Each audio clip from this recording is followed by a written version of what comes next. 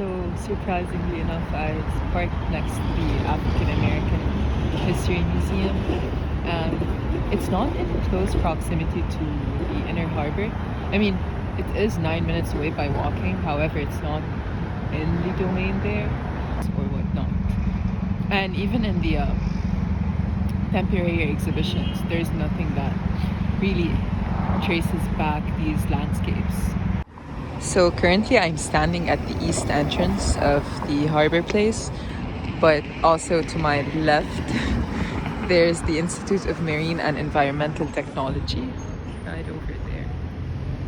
And kind of excited to enter. I think I chose a really nice day to go because it's a Saturday, it's 12 p.m. noon. So there are 5 piers and I'm going to be entering the one on the 5th. However, the Inner Harbor is on the 3rd pier, starting from the Pier 5. And this is a historic ship. I'm not exactly aware of what its function was. So remember the Coast Guard that I was confused about. So it's technically the last Pearl Harbor survivor Coast Guard. It's interesting. I mean, the ship is still intact. It's still in place. There are several markers for the ship, which is very understandable. However, I do not see any markers relating to my case study or the narrative that I'm interested in. I don't know if we'll see something similar for any of the previous people or individuals held captive during the slave trade era. So this will be interesting to see.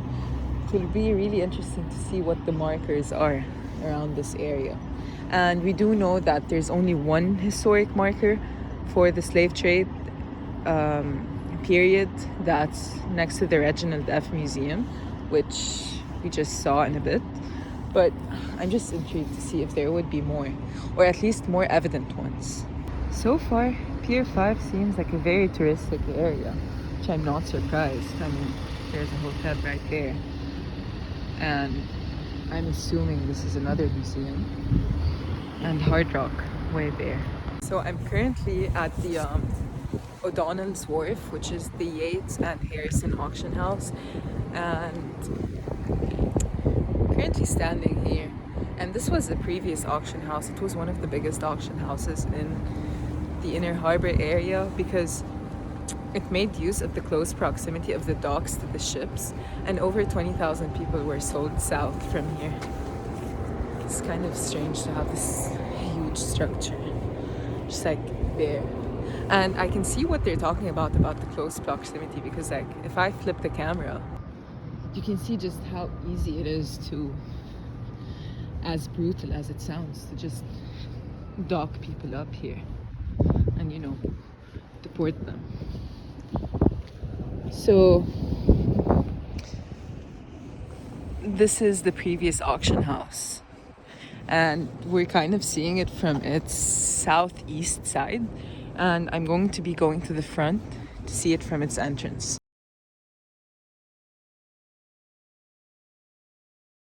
It's just crazy to think that I've been walking around this building for like 3 minutes and I still haven't reached the end where I began. And I just can't wrap my head around the fact that smaller scale houses where larger scale events occurred were there, they existed, and there's absolutely nothing that marks that. I would assume there would be a historic marker, but there's nothing really. So currently I'm crossing the dock from where I was on the Dolphin Show building to the National Aquarium, and there's another historic site here, which is the Exchange building. So in a way, just as these are currently structurally connected to one another, the two buildings that were on this side and this side were also connected, but not structured. This is the second historic ship that I passed by within less of a 2-kilometer radius, and it's kind of surprising,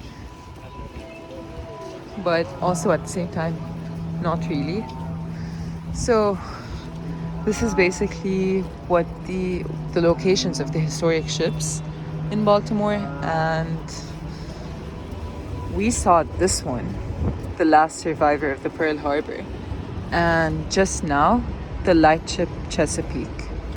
I'm just surprised that there is not many people here and it's already noon, but I mean, there's also not much to do here. I mean, if I were someone from the area, I wouldn't know what to do exactly here, since like the mall is pretty much,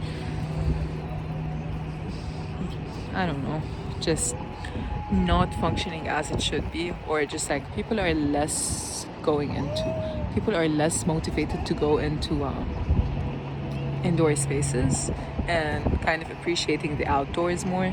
So yeah, and this also isn't a marker that's related to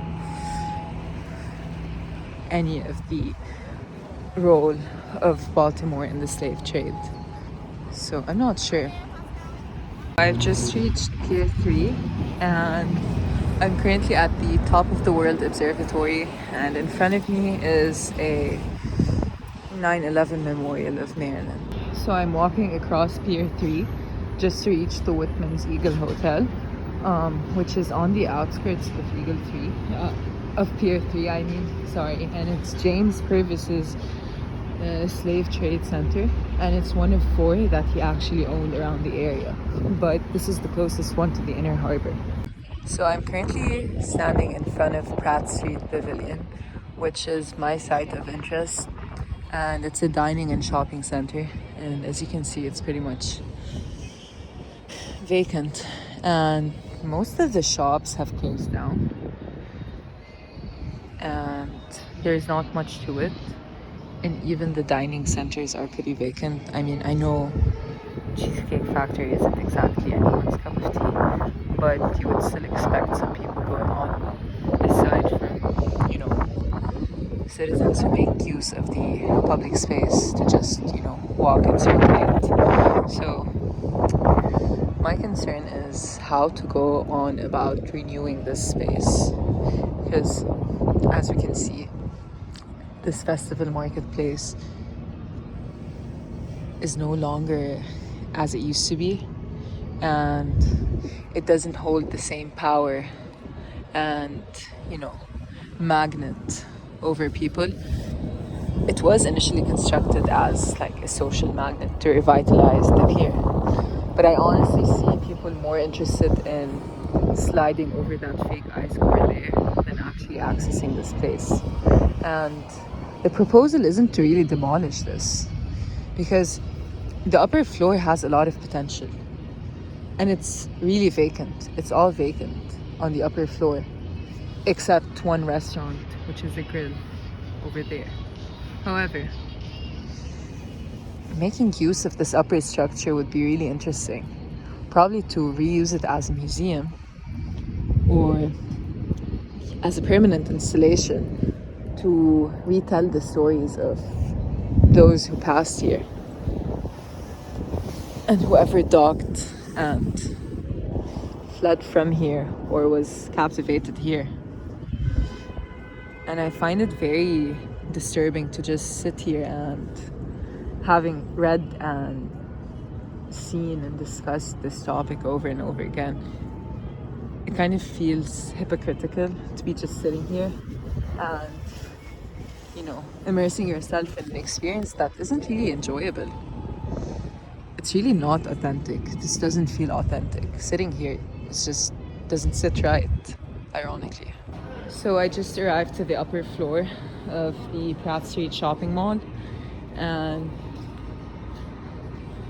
as you can see from its state, it's currently abandoned. I wouldn't suggest abandoned is a word.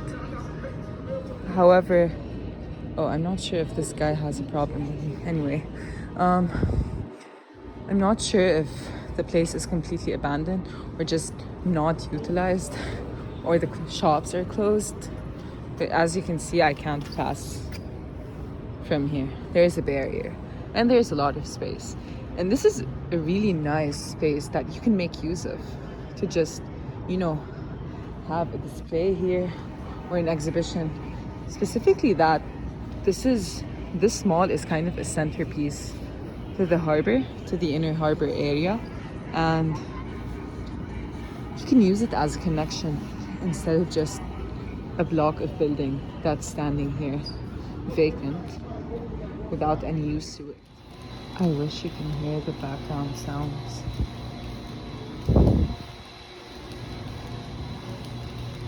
Kind of eerie and empty.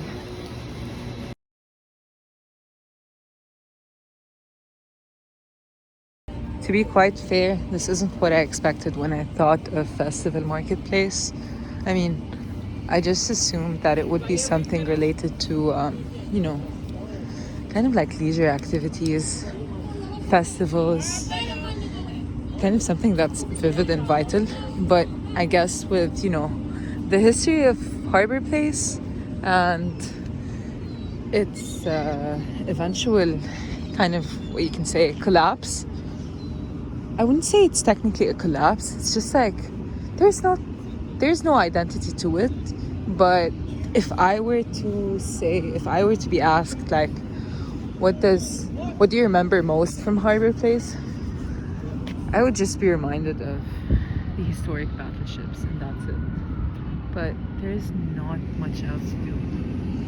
So yeah, I mean, I assumed Festival Marketplace would mean like a cool theme park, but that's not much of a theme park, but that's fine. There's a lot of ships here, but these aren't historic ones, just city cruise ones. And we're gonna just head to the last slave markers, and that's it. So this is the Donovan slave pen. It's 1 out of 4 of the slave pens currently around Harborplace, but this is the one that's closest to proximity to the inner harbor. And initially, Donovan's slave pen wasn't here. It was like a mile away from here. But he found it to be strategic to have something that's close proximity to the dock, so he can, quote unquote, unload his stock. It's a very sad image. But anyway, now it's a parking lot. So this guy over here used to be associated with this guy over there, and as you can remember, this slave trade pen was operated by Donovan, and this is operated by James Wilson. However, Wilson was associated with Donovan in the 1840s and was working under his name up till he moved a few blocks away. And scale-wise, these buildings currently look attached to each other. However, if you consider a slave pen that's at best 4 meters of floor to ceiling height and it's a 2-floor building, then that's not much.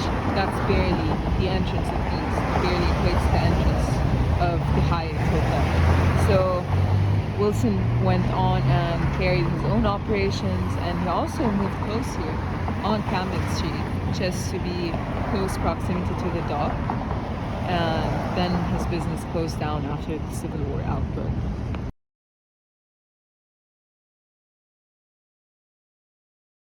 So I think this sums up the trip, and I don't know if I should be talking about like the outcomes of this trip, but I would say that it was definitely very beneficial to just, come here and see the physical structure of the area and, study the pattern of like people coming in and out and what the place looks like on a Saturday, which is a day off.